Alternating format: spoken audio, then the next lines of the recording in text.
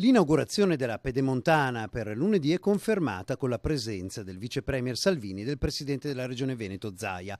La cerimonia si terrà proprio al casello di Breganze, che servirà da interconnessione con l'autostrada 31 Valdastico, che tanto ha fatto disperare perché ci sono voluti mesi per rendere operativo il pagamento, visto che il software tra le due società concessionarie non erano sincronizzati, quindi i primi 7 chilometri erano pronti da mesi, ma l'informatica non c'era verso che facesse la sua parte. Nel frattempo i nemici della grande opera, il cantiere pubblico più grande in Italia, hanno continuato ad agire, come per esempio il 5 Stelle Costa, che prima pone dubbi sulla realizzazione, poi fa retromarcia dopo aver fatto imbestialire i colleghi leghisti di governo e l'intera regione Veneto. Non tutto è del tutto a posto, perché in effetti questi primi chilometri si mettono su viabilità ordinaria a Breganze senza che sia pronta la complanare per evitare l'effetto imbuto.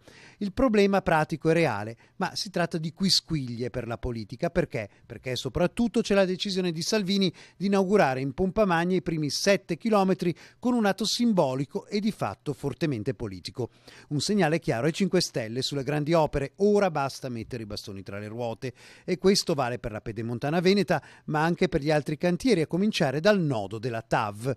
Per i nemici delle grandi opere c'è sempre meno spazio politico di manovra e il terreno di battaglia tra diverse visioni al governo è pronto per lo scontro finale. Bisognerà a questo punto vedere se le truppe del no dei 5 Stelle si ritireranno accettando la sconfitta o se si andrà allo scontro finale. Dalle 10:30 di lunedì la nostra rete seguirà in diretta l'importante evento con la telecronaca dal posto e anche in studio, perché comunque la si veda, questo taglio del nastro non è come tutti gli altri.